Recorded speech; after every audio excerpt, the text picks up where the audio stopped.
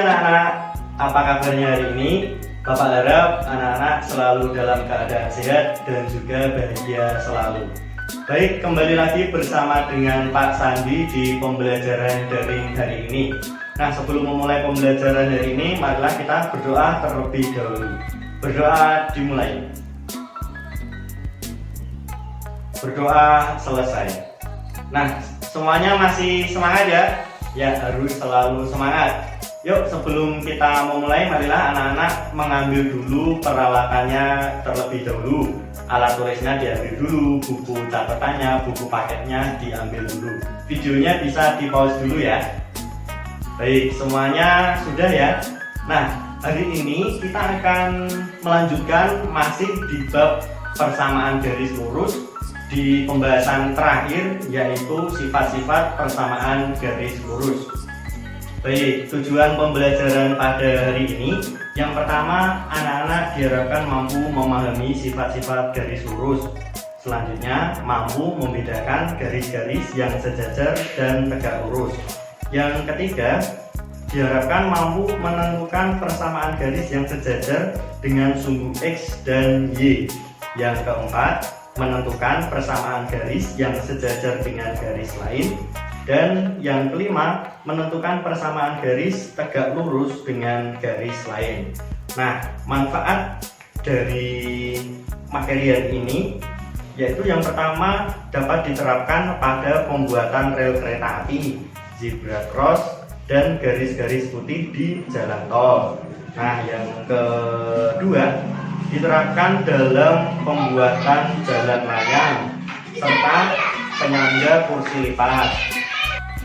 Yang ketiga, itu banyak diterapkan dalam proses pembangunan seperti pembangunan rumah dan juga pembangunan gedung-gedung. Nah, Bapak punya motivasi nih untuk anak-anak. Ini ya kutipannya, sukses berawal dari mimpi, tapi lanjutkan dengan langkah nyata, meski hanya tindakan yang sangat kecil. Jadi kita itu apakah boleh bermimpi? Tentu saja boleh, tapi harus diteruskan dengan langkah yang nyata, meskipun itu tindakan yang kecil. Ingat, tindakan yang kecil lama-lama akan menjadi tindakan yang besar juga. Jadi mimpi kita dapat tercapai. Baik, kita langsung masuk pada materi saja ya. Nah, hari ini kita akan membahas tentang sifat-sifat PGS atau persamaan garis lurus. Ada dua ya. Yang pertama itu garis-garis yang sejajar. Yang kedua adalah garis-garis yang saling tegak lurus. Sekarang kita bahas yang pertama terlebih dahulu, yaitu garis-garis yang sejajar. Nah, garis-garis yang sejajar itu memiliki ciri-ciri sebagai berikut. Yang pertama itu garis-garisnya tidak berpotongan. Jadi anak-anak bisa melihat ya, gambar di sebelah kanan itu kan ada dua garis. Nah, jika kita perpanjang, garisnya itu tidak mungkin berpotongan. Nah, lalu sifat yang kedua yaitu gradiennya sama, atau lebih mudahnya kita tulis M1 itu sama dengan M2. Jadi gradien garis yang pertama sama dengan gradien garis yang kedua.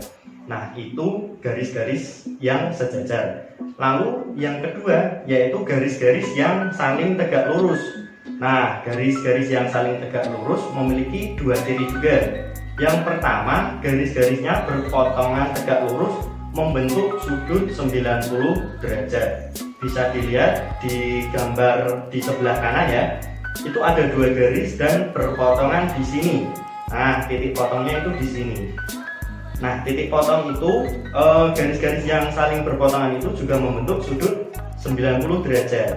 Lalu, ciri-ciri yang kedua yaitu hasil kali gradiennya sama dengan negatif 1. Jadi, M1 dikali M2 sama dengan negatif 1. Gradien garis yang pertama dikalikan gradien garis yang kedua, itu hasilnya adalah negatif 1. Baik, sekarang yang pertama kita bahas lebih dalam dulu yang garis-garis yang sejajar. Nah, garis-garis yang sejajar sumbu X dan Y, kita bahas yang pertama adalah itu ya. Nah, bisa dilihat di sebelah kiri itu adalah garis yang sejajar dengan sumbu X. Nah, garis ini memiliki ciri yang pertama, yaitu garis yang terbentuk horizontal, yaitu adalah garis yang mendatar.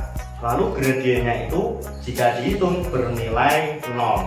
Bisa dilihat ya dari gambar yang kiri ada 4 garis, L1, L2, L3, dan 4. Itu garisnya mendatar atau horizontal. Nah, lalu yang kedua, gambar yang kedua yang sebelah kanan itu adalah garis yang sejajar dengan sumbu Y. Nah, memiliki dua ciri juga. Yang pertama, garis yang terbentuk itu vertikal atau naik ya. Nah, lalu yang kedua, gradiennya itu tidak terdefinisi. Baik, sampai sini paham ya anak-anak? Nah, lalu kita sekarang bahas yang selanjutnya adalah menentukan garis yang saling sejajar. Di sini Bapak ada dua contoh. Kita ke contoh yang pertama terlebih dahulu.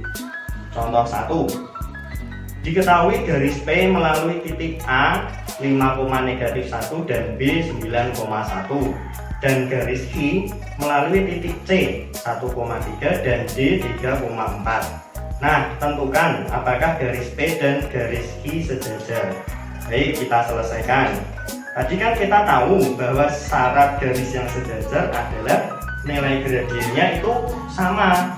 Nah, maka kita cari gradien dari kedua garis itu. Kita cari gradien dari garis P dan juga garis Q. Yang pertama kita cari gradien garis P-nya dulu. Nah, masih ingat ya dulu materi yang pertama dulu, untuk mencari gradien rumusnya adalah M sama dengan delta Y per delta X, di mana delta Y itu Y2 dikurangi Y1 per X2 dikurangi X1. Maka gradien garis P kita tulis di sini MP. Nah, kita masukkan Y2-nya 1, Y1-nya negatif 1, X2-nya 9, X1-nya 5. 1 dikurangi negatif 1 menjadi 2, 9 dikurangi 5 itu sama dengan setengah. Nah, kita dapat gradien garis P-nya. Sekarang kita cari gradien garis yang Q di sebelah kanan ini ya. Nah, sama rumusnya, yaitu MQ sama dengan Y2 dikurangi Y1 per X2 dikurangi X1. Maka kita masukkan 4 dikurangi 3, 1, 3 dikurangi 1, 2. Jadi gradien garis Q adalah setengah juga. Nah, karena gradien garis P dan Q sama, yaitu tadi berapa anak-anak? Ya, setengah ya. Nah, maka garis P dan Q sejajar. Baik, sampai sini paham ya anak-anak? Nah, sekarang kita lanjut ke contoh yang kedua. Nah, ini soalnya, carilah persamaan garis yang melalui titik negatif 1,4 dan sejajar dengan garis Y sama dengan 2X plus 4. Yuk kita selesaikan bersama. Nah, karena sejajar, kita kan tahu soalnya tadi sejajar dengan garis Y sama dengan 2X plus 4. Nah, karena sejajar, maka nilai gradiennya itu sama. Jadi kita cari dulu nilai gradien garis yang tadi. Nah, garis Y sama dengan 2X plus 4 itu memiliki gradien 2. Nah, bisa kita cari dari bentuk umum yang sudah kita bahas kemarin. Ingat, jangan sampai lupa ya, yaitu bentuknya Y sama dengan MX plus C, M sebagai gradien. Nah, lalu masukkan nilai M sama dengan 2 dan titik negatif 1,4 ke dalam persamaan Y dikurangi Y1 sama dengan M dikali X dikurangi X1. Maka kita masukkan nilai-nilai tadi. Y1 nya tadi 4, M nya gradiennya 2 dan X1 nya negatif 1. Maka kita dapat Y dikurangi 4 sama dengan 2 kali X dikurangi negatif 1. Nah, kita selesaikan yang kurung dulu ya. Y dikurangi 4 sama dengan 2X, karena kurang negatif menjadi positif ya.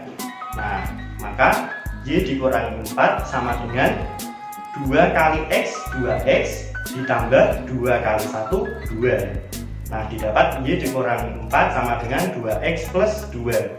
Maka kita pindah negatif 4 ke ruas sebelah kanan.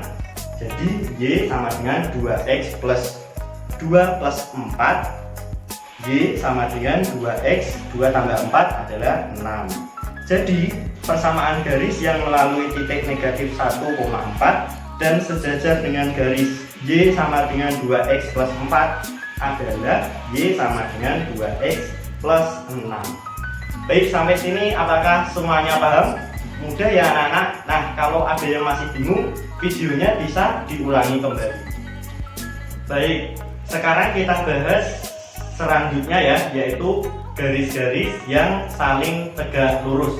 Tadi di awal sudah Bapak sampaikan ya, ciri-cirinya yaitu yang ini. Nah, yang perlu diingat adalah hasil kali gradiennya itu sama dengan negatif 1. Jadi M1 dikali M2 itu sama dengan negatif 1. Nah, di sini ada contoh soal, yaitu kita masuk ke contoh soal yang ketiga ya. Nah, contohnya seperti ini. Carilah persamaan garis yang melalui titik 4,3 dan tegak lurus dengan garis Y sama dengan 2X plus 5. Nah, kita selesaikan. Oke, yang pertama yang harus kita perhatikan di sini adalah kita ketahui bahwa persamaan garis ini yang akan kita cari itu tegak lurus dengan garis Y sama dengan 2X plus 5. Tegak lurus berarti kita cari gradien dari garis ini dulu. Ingat bentuk umumnya Y sama dengan MX plus C. Nah, M sebagai gradien. Jadi dari persamaan ini gradiennya berapa anak-anak? Gradiennya 2, benar sekali. Berarti kita dapat di sini, kita tulis M1-nya adalah 2. Nah, karena tegak lurus, kita masuk rumus yaitu M1 dikali dengan M2 sama dengan negatif 1. Nah, kita kan sudah dapat M1-nya 2, tinggal kita masukkan 2 dikali M2 sama dengan negatif 1.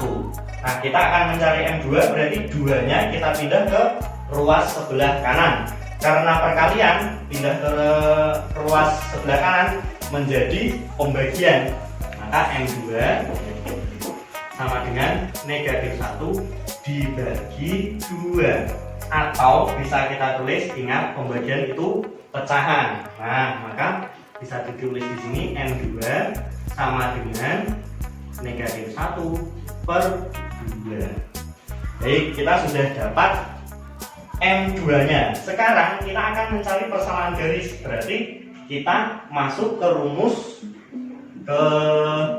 umum yaitu Y min Y1 sama dengan M dikali X min X1. Nah, ini jangan sampai lupa, kemarin kan sudah dibahas juga. Sekarang kita amati dulu Y1 dan juga X1. Nah, Y1 dan X1 itu didapat dari sini. Nah, 4 itu sebagai X, X1, Y3-nya sebagai Y1. Nah, M-nya itu ini M2, kita sudah dapat tadi negatif setengah.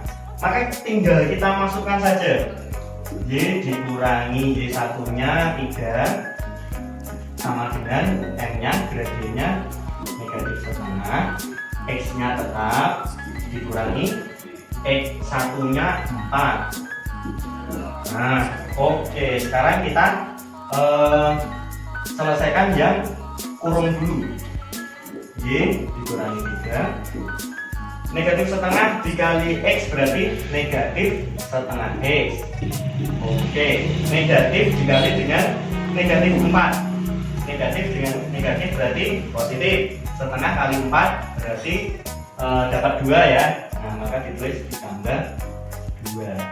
Nah, sekarang kita buat persamaan sama seperti ini, Y sama dengan ya. Maka negatif 3-nya kita pindah ke ruas kanan. Jadi Y sama dengan negatif setengah X ditambah 2. Negatif pindah ke ruas kanan berarti jadi positif 3. Nah, maka kita dapat Y sama dengan negatif setengah X ditambah 5. Oke, cukup mudah ya. Nah, ini jadi persamaan garis yang melalui titik 4,3 dan tegak lurus dengan garis Y sama dengan 2X plus 5 adalah Y sama dengan negatif setengah X plus 5. Sampai sini paham ya anak-anak? Oh ya, Bapak lupa ya. Jadi PGL itu ada dua bentuk ya.